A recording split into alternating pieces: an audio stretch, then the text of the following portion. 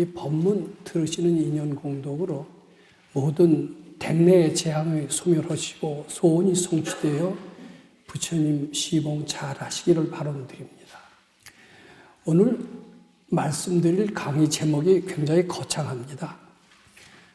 금강경 가르침으로 종교 개혁을 이룩하고 르네상스를 이룩합시다.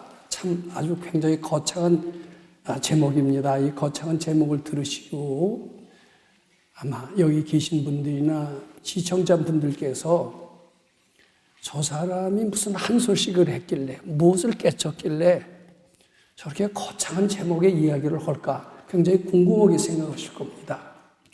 그래서 우선 저 자신이 불교를 믿게 되면서 상당히 심취했고 또 방황했던 그런 이야기, 그리고 또 제가 아주 용케 선지식을 만나서 수행했던 이야기, 그리고 그 수행을 사회생활에 적용을 해서 이 가르침이다, 즉 금강경의 가르침을 가지고서는 참 사람들이 기존의 이제 불법의 새로운 패러다임을 만들어서 실천한다면은 행복한 삶, 그리고 능력 있는 삶, 지혜로운 삶을 살게 돼서 마침내 아주 불교 혁명을 일으킬 수 있겠다, 이런 생각을 하게 됐던 겁니다. 그래서 제가 새로운 패러다임의 불법, 이것을 종교개혁이라고 이름을 붙였고, 새로운 패러다임의 불법으로 말미암아 새 삶의 불자로 태어나서 4차 산업혁명 시대에 주역이 될 수 있다는 이런 믿음을 가지면서 르네상스라는 이름을 붙이게 됐던 겁니다. 우선 제가 불교를 믿기 시작하면서 그 믿음이 기복이 굉장히 심했습니다. 방황했던 시절이 있었습니다. 그 이야기로부터 시작하도록 하겠습니다. 제가 불교를 신앙하게 됐던 것은 고등학교 때부터 제 종교의 필요성을 무척 많이 느끼고 무슨 종교를 택할까 많이 갈등을 했습니다.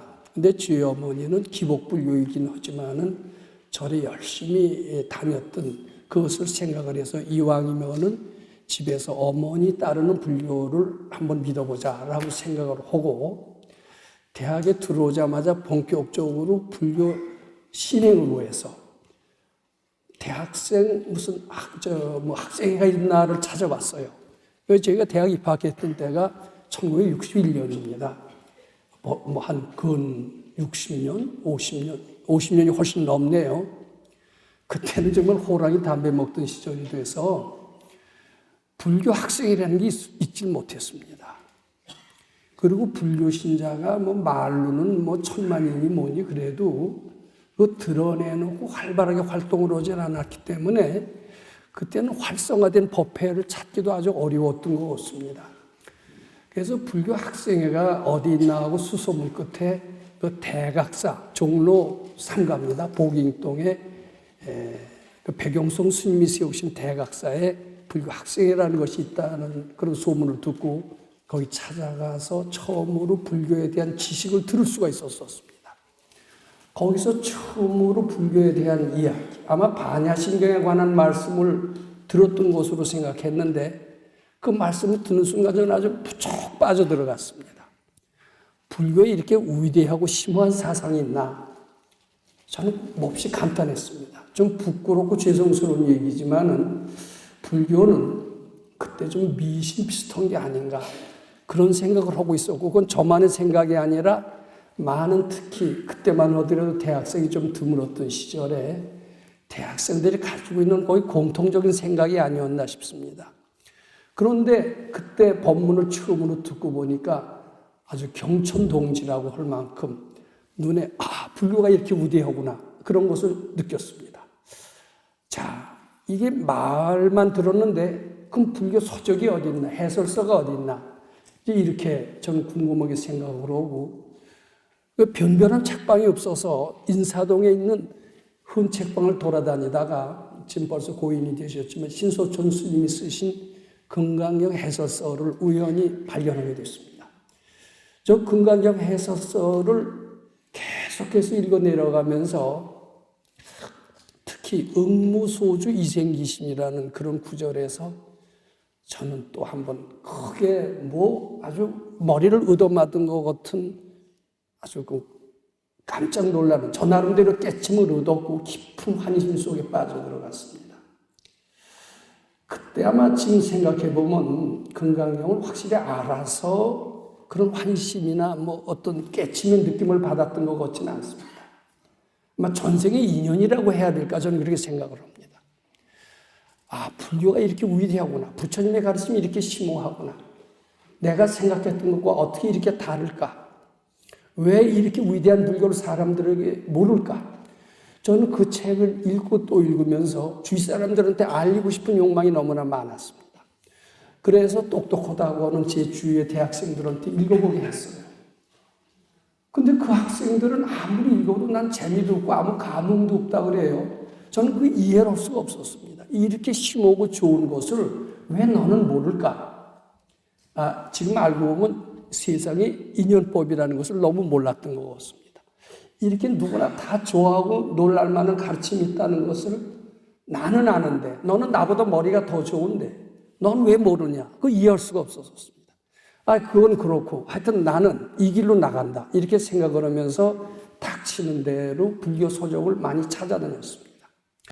1962년으로 제 기억을 합니다. 대학 2학년 되던 해 지금 서울에 봉선사 조실루리시던 운여 스님께서 능엄경 해설을 써놓은 것을 우연히 구입하게 됐습니다. 그때 어려운 시절이었기 때문에 그 책 사는데도 저한테는 지옥치 않은 경제적 부담이 됐던 것 같습니다. 저 능엄경을 읽으면서 참 경천동지의 놀라움을 또 하나 발견했습니다. 지금도 생각이 납니다. 재행은 무상하지만 눈에 보이는 것은 다 무상하지만 우리 몸속에 영원한 것이 있다라는 겁니다.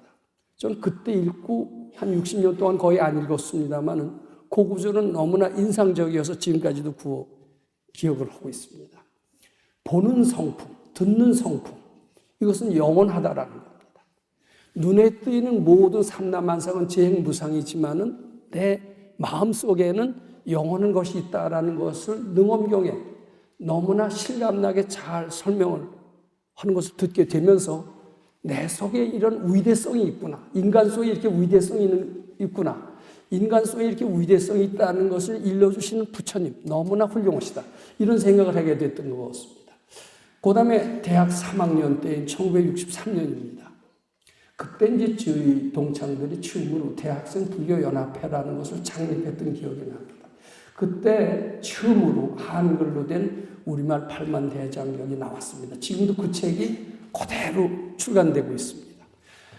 그때는 저희 부담으로 굉장히 어려운 큰 돈이었습니다만은 아르바이트의 가정교사입니다. 가정교사에서 모은 돈으로 그 책을 사서 읽고 또 읽었습니다. 그때는 그 책에는 화엄경, 법화경 같은 대승경전의 이야기도 많이 있었습니다만은 특히 아함부, 방등부 법문이 많이 써 있어서 주로 아함부, 방등부 경전의 내용을 저는 읽고 또 읽었습니다. 거기 읽으면서 부처님은 위대한 기독교에서 말하는 신과 같은 존재가 아니라 참 자비롭고 인격적인 스승이다. 큰 스승이다. 이런 생각을 하게 됐습니다.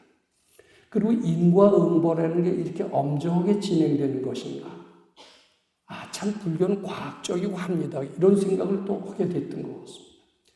저는 불경에 몹시 심취하게 됨에 따라서 한자로 있는 능력이 조금 생겼습니다. 그때는 법화경이라는 것이 완전히 번역되기 전이었습니다. 저는 한문이라도 법화경 책을 몹시 읽고 싶었습니다. 근데 어디서나 한글로 번역된 법화경 그런 것을 발견할 수가 없었습니다. 용케 그때는 자유중국이었습니다. 지금 대만으로 쫓겨갔지만 자유중국 대사관 문화원에서 한자로 된 법화경을 파는 것을 봤습니다. 우연히 수소문에서 그 한자로 된 법화경을 해서 제 얄팍한 한문 지식으로 불교에 대한 열의만 갖고 법화경을 읽어 나갔습니다. 그 열의가 있으니까 모르던 한자는 모르고 아는 한자만 추려서 읽자. 그러면서 법화경을 읽어나갔습니다. 지금도 인상적인 구절이 이제 그 기독교의 탕자의 비유와 비슷한데 우리는 본래 부처님의 위대한 상속자이지만 언제가 해까닥했어요. 무명의 업장에 이끌려서 아상이라는 놈에 이끌려서 탕자의 삶을 받았다는 겁니다. 저는 그 법화경 비유품에 나온 그 얘기가 너무나 인상적이었습니다. 우리는 이렇게 부처님과 같은 전지전능한 존재였는데 아상, 무명의 업장에 이끌려서 나 자신의 위대성을 잃어버리고 사고팔고의 고생을 하게 됐구나. 우리 또 인간 내면의 무한한 위대성을 저는 법화경 비유품에서 느끼고 자, 이런 위대성을 일깨워준 부처님의 가르침 정말 훌륭하다고 생각을 했습니다. 그때 저희는 족에서 뒤에 허름한 강당이 있습니다. 한 70평 되는 지금으로 치면 아주 학고방 같은 강당입니다. 1층, 단층짜리 강당이었습니다. 그때 기라성 같은 큰 스님들이 와서 법문을 많이 했습니다. 종종을 지내셨던 서홍 스님, 그리고 직지사 조실을 계셨던 관흥 스님, 청담 스님 같은 분도 어렵지 않게 배울 수 있었습니다. 저는 종종급 스님들을 많이 배웠고 법문도 들었던 것 같습니다. 특히 천재 스님이라고 알려진 유불선 3계의 혼이 달동했다는 타너 스님의 법문은 너무나도 많이 들었습니다. 특히 타너 스님을 비롯한 그때 대학자들은 대개 일본에서 공부했던 분들이 많이 있었는데 그분들은 주로 이런 이야기들을 많이 했습니다. 불교의 가르침이 참 위대하다. 그렇지만 동양에는 불교만 있는 게 아니라 유불선 3교가 다 있다. 그런데 대개 유교나 도교, 요것은 불교와 거의 맥을 같이 한다. 불교에서도 다 착한 일이라고 강조하고 자비를 강조하듯이 유교나 도교에서도 마찬가지다.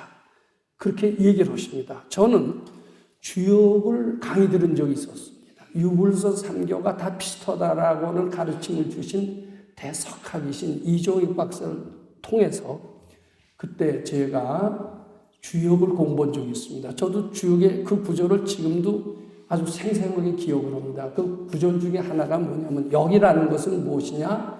무사야 무의야 적연부동이다가 감히 수통천하지고다. 이런 그 구절을 저는 기억을 하고 있습니다. 뭐냐면 아무 생각도 하지 마라. 아무 분별도 내지 마라. 아무 인위적인 것도 하지 마라. 그렇게 되면 깨친다. 깨치면서 천하의 연고를 다 알게 된다. 이런 내용이 얘기가 주역에 써 있습니다. 그 주역에 그걸 계사라고 하는데 계사는 공자님이 쓰셨다라고 그렇게 알고 있습니다. 저는 그 구절을 읽으면서 이 공자님의 가르침이나 부처님의 가르침이나 뭐가 틀리냐. 그리고 궁리하지 마라. 분별내지 마라. 분립문자 해라. 이 내용이 그대로 주역에 있는 것을 저는 발견했습니다. 저는 그때 노자의 도덕경도 공부한 적이 있었습니다. 물론 가르쳐 주셔서 배웠습니다. 훌륭한 선생님께 배웠습니다. 그 노자의 도덕경 중에 이런 구절을 기억합니다. 학문이라는 것은 무엇이냐? 하나하나 쌓아간다는 겁니다. 플러스 시키는 것이 학문이고 도라는 것은 무엇이냐? 하나하나 비워가는 게 도라는 거예요. 손지우서 비우고 또 비우면 더 비울 데가 없이 다 비워집니다. 다 비워지면 무불이 하려고 하지 않아도 다 이루어진다. 이런 구절입니다. 자, 유교는 분별내지 마라. 내용이 핵심입니다. 도교는 비오라라는 게 핵심입니다. 그럼 유교, 불교 뭐가 차이가 있습니까? 아무 차이가 없는 것 같아요. 저 그러면서 차이가 없다는 것은 이 모든 성인은 깨달음은 같은데 주의 환경에 따라서 다른 말씀을 하시는구나. 그렇게 이해할 정도는 됐었던 것 같습니다. 근데 그러면서도 궁금한 게 뭐냐 하면 그럼 불교만의 정체성은 무엇이냐? 불교만의 특징은 무엇이냐?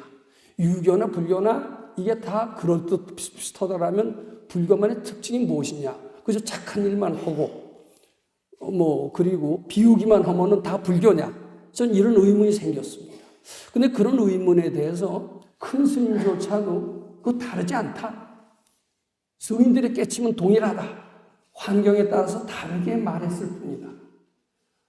이렇게 얘기를 하세요. 그럴듯하게 들리지만은 나는 불교 신자라고 한다라면은 어떤 불교만의 정체성, 특징이 있고 거기에 올인할 수 있어야 불교 신자가 아닐까 저는 이렇게 생각을 하게 됐습니다. 그리고 이제 또 몇 가지 의문이 뒤따랐습니다. 뭐냐 하면은 우리 깨친다는 소리를 잘 합니다. 자, 깨친이, 저희는 깨친이. 깨친이라는 게 도인이란 뜻이죠. 깨친이라는 이 정의도 새로 해야 되겠습니다만 깨친이라고 합니다. 깨쳐서 견성성불했다는 거죠.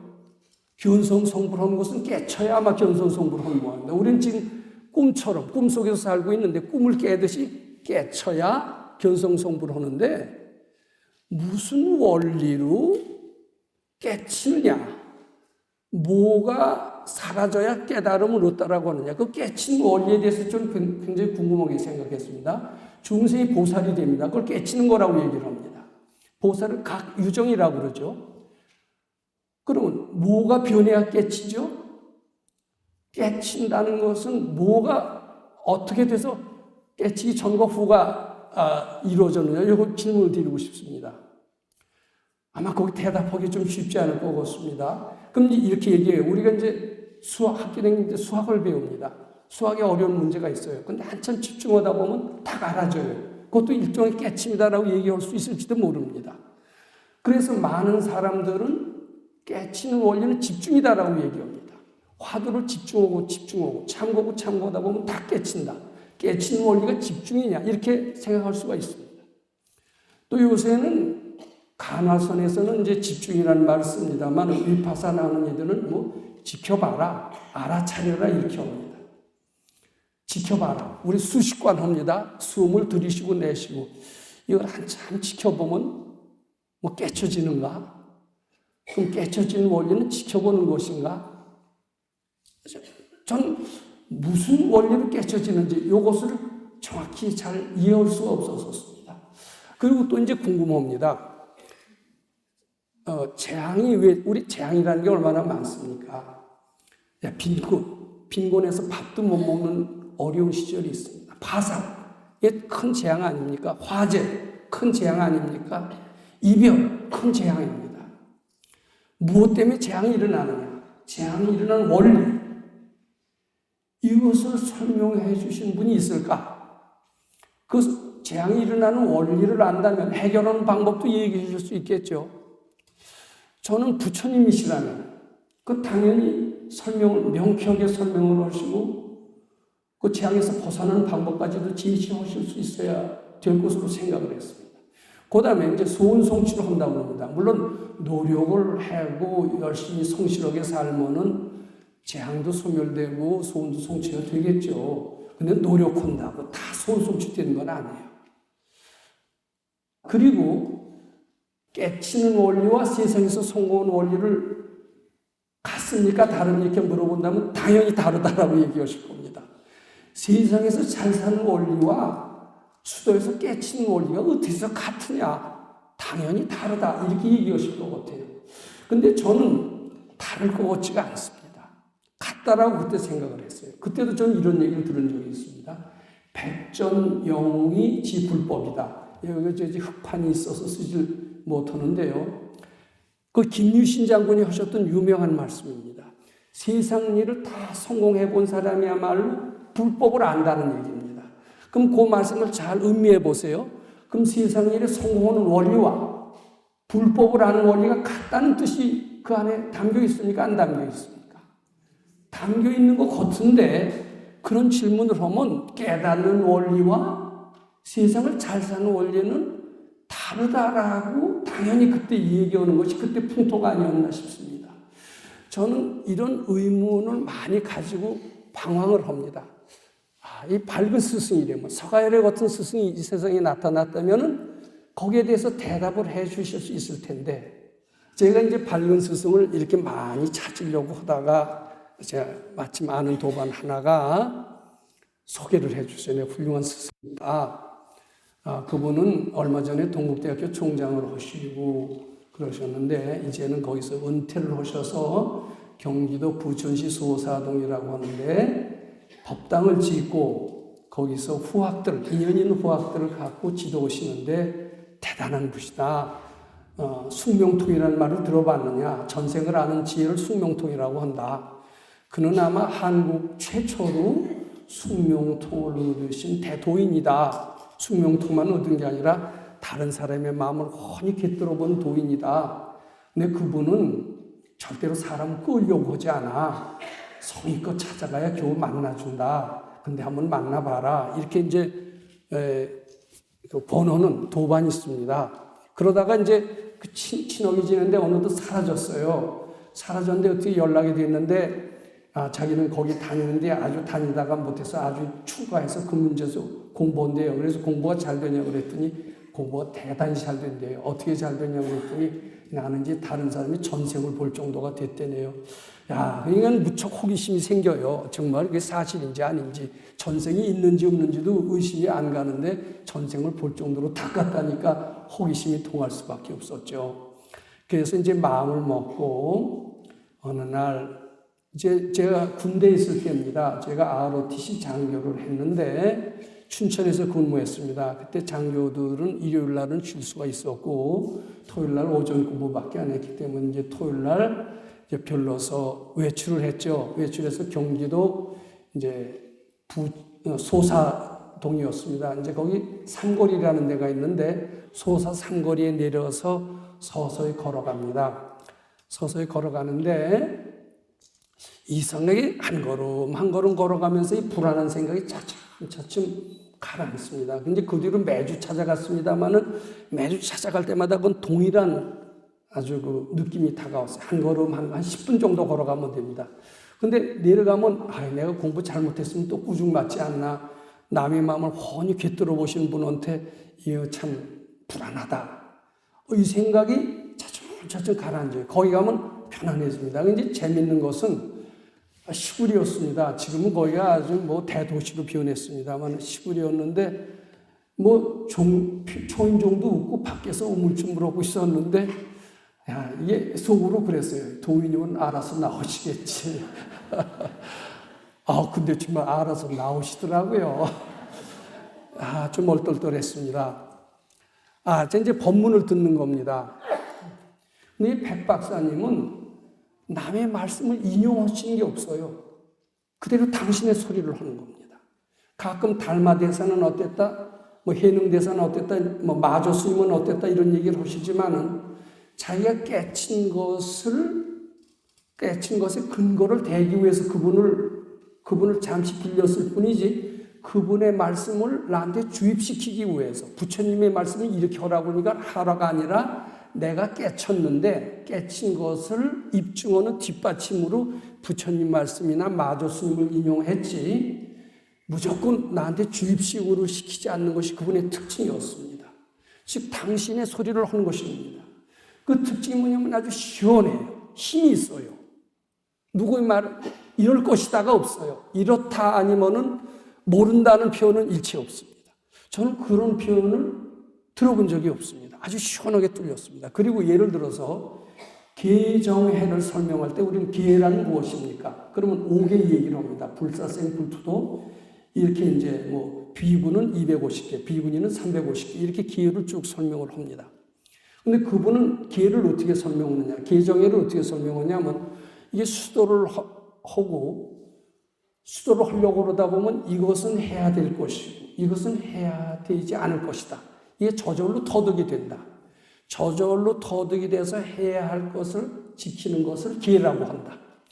즉 계라는 것을 기존의 어떤 사람들이 얘기한 지식을 갖고 설명하는 게 아니라 네 마음 잘 들여다봐라. 해야 할 것을 지키는 것이 계다. 그러면 정이라는 것은 무엇이냐? 해야 할 것을 하면은 마음이 편안해지느냐 안 편안해지느냐. 편안해지는 것을 정이라고 한다. 이렇게 합니다.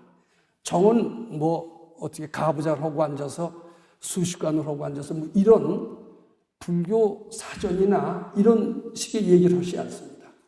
해야 될 것을 하고 안 해야 될 것을 안 한다면 자연히 마음이 편안해질 것이다. 해라는 것은 무엇이냐? 마음이 편안해지면 마치 흙탕물이 고요하면 달이 비치듯이 저절로 우리 본래 부처님과 똑같지 않은 전지전능한 지혜가 드러날 수 있게 되는 게 아니냐. 그것을 해라고 한다. 그러니까 똑같이 기정회를 설명하더라도 소위 지식적으로 어떤 것을 인용해서 얘기하시진 않아요. 당연히 인간 내면에 당연히 사리를 가지고 굉장히 어떻게 보면 실감나게 얘기하시기 때문에 저는 그때 도인의 법문은 이런 것이 아닌가 이런 생각을 하게 됐습니다. 이제 그 질문을 했습니다. 불교의 정체성이라는 것은 무엇입니까? 제가 늘 궁금하게 생각했던 겁니다. 유교도 불교고 노자 장자도 불교고 지금 마리시 라마나 마리시도 불교고 뭐가 틀립니까? 그때 명확한 얘기를 했습니다. 부처님에 대한 절대 공경심이 있는 그런 마음으로 하면은 불법이고 부처님 공경심이 아니면 불법이 아니다. 이렇게 얘기를 했습니다. 예를 들면 참선은 불교 신자만 하는 게 아닙니다. 천주교 신자도 참선합니다. 누구나 다 합니다. 그렇지만 참선을 부처님 기쁘게 해드리는 참선을 해야 진짜 참선이다. 이렇게 얘기를 하십니다. 이게 부처님 시봉하는 불법이 아니라는 것은 이기적인 불법이라는 겁니다. 나의 목적, 나의 이기심을 달성하는 그런 것이 돼서 아무리 참선을 열심히 한다고 해서 화두를 들고 앉아서 소위 깨쳤네 하더라도 이기심인 불법이라면 이기심인 수도라면 그건 불법이 아니에요. 부처님 시봉은 불법이래 불법이라는 겁니다. 저는 거기에 불교의 정체성은 이런 것이로구나 하는 것을 확실히 알게 되면서 저의 가지고 있었던 의문의 절반이 풀렸습니다. 또 제가 질문을 했습니다. 깨치는 원리, 그리고 세상에서 행복의 원리, 재앙의 원리는 무엇입니까? 그랬더니 거기도 명쾌하게 대답하세요. 그것의 깨치는 원리는 아상의 소멸로 참나가 드러나는 것을 깨침이라고 한다. 그럼 재앙의 원리는 무엇이냐? 아상이 발동을 하는 것을 재앙이라고 한다. 세상의 성공은 무엇이냐? 아상이 녹은 것을 성공이라고 한다. 아상이 없어진 것을 깨침이라고 한다. 이렇게 모든 것을 아상에서 그 근원을 찾을 수 있는 것을 명확히 해주셨습니다. 아상의 다른 표현은 무엇이냐? 탐진치를 아상이라고 한다. 탐진치를 한 말 뒤로 해서 아상이라고 한다. 이 아상이 커지면 재앙이 생기는 것이다. 그런데 아상이 소멸되는 단계는 여러 가지가 있다. 아상을 쉰다고 한다. 아상이 쉰다고 할 때 마음의 평화가 행복이 온다. 아상이 녹았다고 할 때 아상이 이렇게 하면서 그 다음에 그러면 이렇게 공부를 해라. 어떻게 공부를 하느냐? 나의 가르침은 금강경 속에 다 있다. 내 금강경을 공부해서 많은 지혜를 얻었고 전생을 하는 지혜를 얻었고 그리고 견성이 무엇인가를 알았고 도통이 무엇인가를 알게 됐다. 이렇게 하면서 금강경의 부처님 가르침을 믿고 그리고 잘 해석을 하고 그 실천을 해라. 그 실천의 방법은 금강경에 있다. 금강경 제3분에 있다. 금강경 3분에 뭐라고 그랬느냐? 그것을 쉬운 말로 올라오는 모든 생각들, 자기 판단들 이런 것들이 옳지 않은 줄 알고 부처님께 바쳐라. 이렇게 얘기를 했다. 그 다음에 금강경 4분에 또 이런 말씀을 하셨다. 보살은 어법에 무소주하여 행하보시니 하는 게 금강경 4분의 이야기입니다. 금강경 4분에 그것을 내가 이렇게 얘기를 한다. 무슨 일을 하되 수도를 하든 세상에서 직업을 가지고 돈벌이를 하든 모든 일을 하되 이기심으로 하지 마라. 이기적인 목적으로 하지 마라. 부처님 기쁘게 해드리는 그런 마음으로 해라. 학교를 갈 때 인류 학교를 가서 취직 잘 돼서 잘 먹고 잘 살겠다 이런 마음으로 학교를 가지 말고 부처님 기쁘게 해드리는 마음으로 가라. 이게 금강경 4분의 내용이다. 이렇게 얘기를 하십니다. 내가 말하는 무슨 생각이든지 부처님께 바쳐라는 그 부처님, 이기적인 목적으로 살지 말고 부처님 기쁘게 해드리는 그 부처님은 금강경 5분에 뭐라고 그러냐면 아무 형상이 없는 부처님이다. 마음 밖의 부처님이 아니다. 내 마음속의 부처님이다. 그것을 알아라. 그런 식으로 실행하다 보면은 드디어 모든 아상의 틀에서 벗어나서 밝음의 세계, 자유의 세계로 가리라.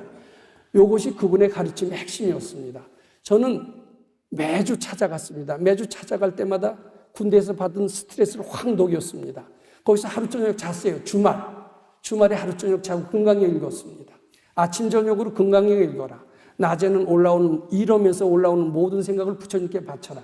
근데 군대 생활이 몹시 힘들었기 때문에 아주 짜증나고 스트레스가 많았습니다. 저 하루하루 제대 날짜를 꼽았습니다. 그런데 거기서 토요일 날 하루 자고 월요일 날 가면요, 아주 월요일 날 발걸음이 아주 가볍습니다. 월요일 날 출근이 지겹지가 않았어요. 야, 금강경 공부하는 게 이게 생활에 도움이 되는구나, 이것을 느꼈습니다. 저는 드디어 제대하고 나서 취직할 생각을 포기하고 이런 밝은 스승 밑에 가서 공부해야 되겠다, 이렇게 마음을 먹었습니다. 4년을 제가 공부했습니다. 근데 그 수도장은 지저분한 젖소 목장입니다. 목장은 생전 농사일은 해보지도 않은 사람이 이제 목장 일을 합니다. 어렵고 지저분하고 힘들고 뭐 안 되고 이런 게 한두 가지가 아닙니다. 근데 어려울 때 그 생각이 착각인 줄 알고 부처님께 바치대요. 자꾸 바치다 보면 어려운 게 없어져요. 그 다음에 굉장히 이러기가 싫거든요. 중노동입니다, 하루에. 아침, 저녁으로 금강경 읽으면서 나는 계속 이럽니다. 싫은 마음의 착각인 줄 알고 바치래요. 싫은 마음이 허상이라는 거예요. 너는 정말 싫고 짜증나고 지겹다 이러지만 그걸 착각인 줄 알고 바치래요. 바친다고 없어집니까? 바치니까 없어지던데요. 그 다음에 하루 2끼 먹었습니다. 오후 불식했습니다. 게다가 중노동합니다. 오후엔 쪼르륵 소리가 나요. 어디 가서 몰래 가서 빵을 사 먹고 싶은 생각이 굴뚝 껐습니다. 그러면 배고픕니다, 이렇게 얘기하면 배고픈 생각도 착각인 줄 알고 바치래요. 저는 배고프면 빵을 먹어야 배고픔이 없어지지 바쳐서 없어진다는 생각을 할 수가 없었습니다. 그래도 바치려니까 바쳤습니다. 저는 2끼 먹고 지금까지 잘 견딥니다. 왜 이렇게 더 건강해지는 것을 느낍니다. 그 다음에 잠도 적게 잡니다. 적게 자면, 이 부족한 잠은 낮에 졸죠. 잠으로 해야 꼭 보충이 되는 줄 알았어요. 그랬더니 잠자고 싶은 생각도 착각인 줄 알고 바치래요. 바쳤더니 잠이 점점 줄어들더라고요. 나중에 3시간 자도 괜찮게 됐습니다. 자, 신기합니까? 안 신기합니까? 자, 그것보다도 더 신경이 있었습니다. 저는 제일 고민이 뭐냐면 대학 졸업하고 군대 갔다 와서 저희 집이 어려워서 제가 취직을 해서 집안을 봉양해야 됩니다. 봉양해야 되는데 출가를 하고 훌륭한 스승 밑에 가서 공부해야 된다고 그러니까 집안을 책임지고 있는 우리 어머니가 얼마나 싫어했겠어요. 근데 그래도 싫어했어도 제 고집으로 우기고 나왔습니다. 그러니까 가끔 찾아올 때마다 눈물을 흘리면서 그냥 속에 복장 다 뒤집어 놓고 가는 거예요. 그러면은 참 불법이 이런 건가. 부처님께서도 출가를 하려면 부모의 승낙을 맡으라고 했는데 나는 승낙도 안 맡고 우리 선생님은 왜 어설픈 승낙을 갖고 이렇게 불교를 하시는 게 불법인가, 이제 이런 생각을 했습니다. 어머니 생각하면 혼자서 어려운 가정을 끌어나가는 걸 생각하면 공부고 뭐고 다 때려치고 가서 효도하는 게 진실한 길이 아닌가, 이런 생각을 많이 했습니다. 어느 때 선생님이 그러셨어요. 너희 어머니가 불쌍하냐? 불쌍합니다. 불쌍한 게 진짜 너희 어머니냐? 네 생각이냐? 이래요.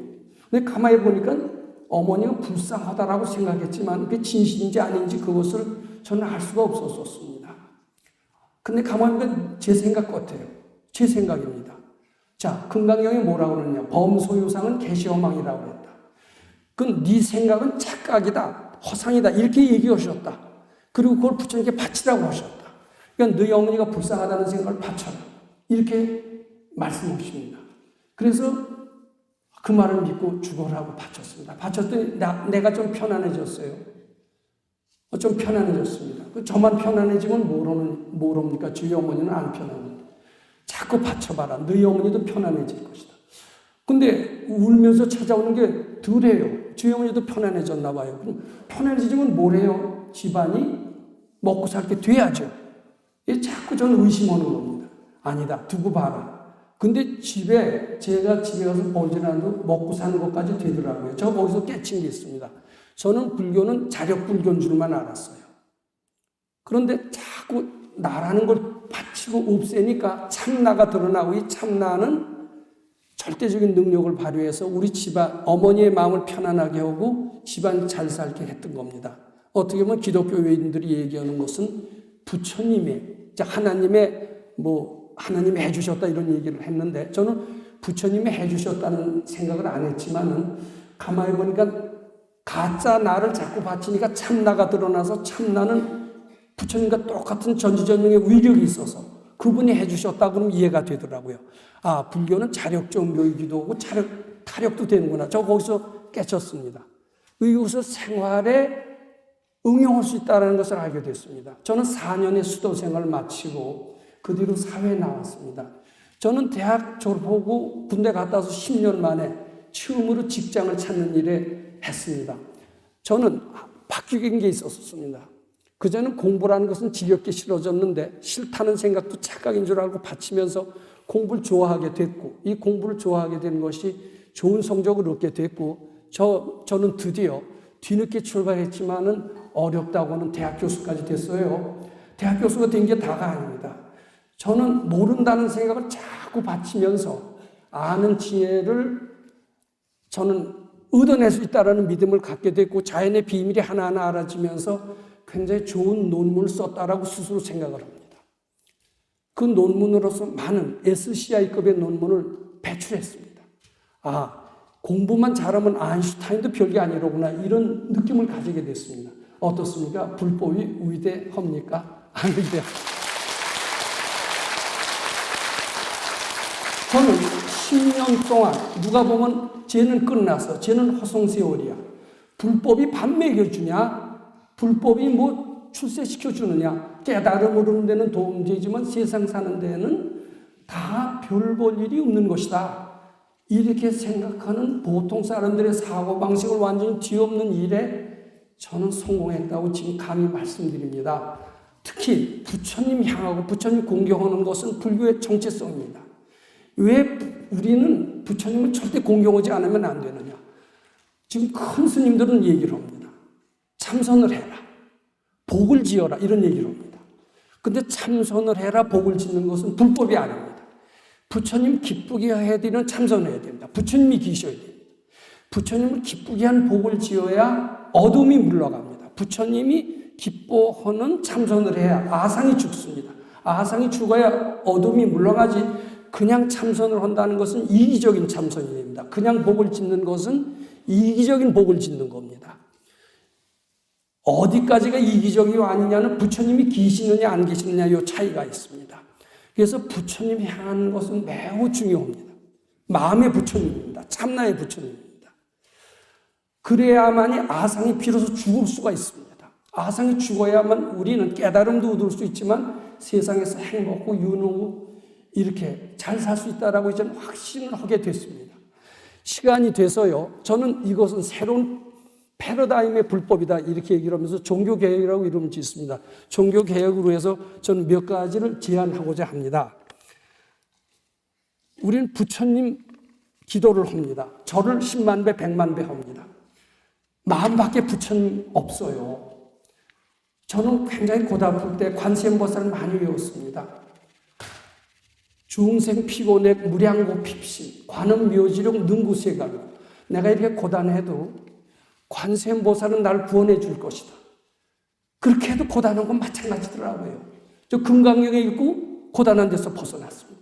제가 찾았던 것은 마음 밖에 부처님이었습니다. 마음 밖에 부처님은 절대로 우리를 구원해 줄 수가 없습니다.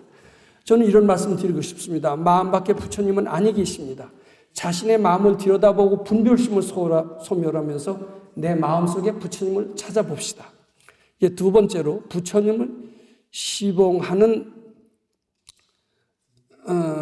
속세의 삶, 우리 세상에서도 부귀영화를 누리기 위해서 여러 가지 일을 합니다. 근데 그것을 이기적인 목적으로 하지 않고 부처님 기쁘게 해드리기 위해서 돈을 벌고 부처님 기쁘게 해드리기 위해서 명예를 얻고 이렇다라면 이것은 출가의 삶과 하나도 다르지 않다라고 생각을 합니다. 그 다음에요, 상당히 좀 대담한 말씀입니다만, 내가 죽음을 택하지 않으면 나는 죽지 않습니다. 임금도 하늘도 나를 죽일 수 없습니다. 내가 택했기 때문에 죽는 겁니다. 나는 부처님과 같이 영생을 사는 위대한 존재라는 겁니다. 죽음이라는 분별이 착각인 줄만 알고 부처님께 바쳐서 소멸할 수 있다면 나는 영원히 살 수 있습니다. 이렇게 저는 말씀드리고자 합니다. 자, 또 이것도 상당히 대담한 발상입니다만은 나는 시시각각으로 소원을 성취하는 위대한 존재라고 생각해 주시기 바랍니다. 우리는 부처님과 같이 전지전능한 능력이 있고 시시각각으로 소원을 이루고 있습니다. 재앙도 내가 불러서 다 된 겁니다. 그 다음에 다섯 번째로 우리가 해결하지 못할 난제는 우리에게 닥치지 않습니다. 우리에게 닥친 난제는 다 해결할 수 있습니다. 이런 사고방식을 가진다면 기존의 불법의 틀에서 벗어날 수 있습니다. 새로운 패러다임의 불법이 될 수 있다라고 봅니다. 그 다음에 르네상스로 해서, 르네상스라는 건 뭐냐면 우리 인간의 무한한 신의 위력이 있습니다. 이걸 개발해내야 됩니다. 우리는 너무나 개발하지 못하고 살고 있습니다. 이 르네상스로 해서 저는 이런 다섯 가지의 또 제안을 합니다. 아침에 눈 뜨자마자 부처님 시봉 잘하길 바로, 부처님 전에 복 많이 지으시기를 바로합시다. 나는 부처님 사람이다, 시봉하는 사람이다라고 생각합시다.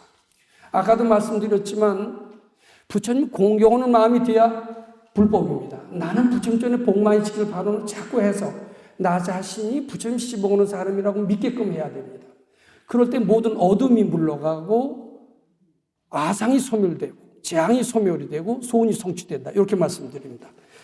두 번째, 수도를 하더라도 되게 큰 소리 치기 위해서 세상을 떠들썩하기 위해서 수도하는 분들도 없지 않다라고 봅니다.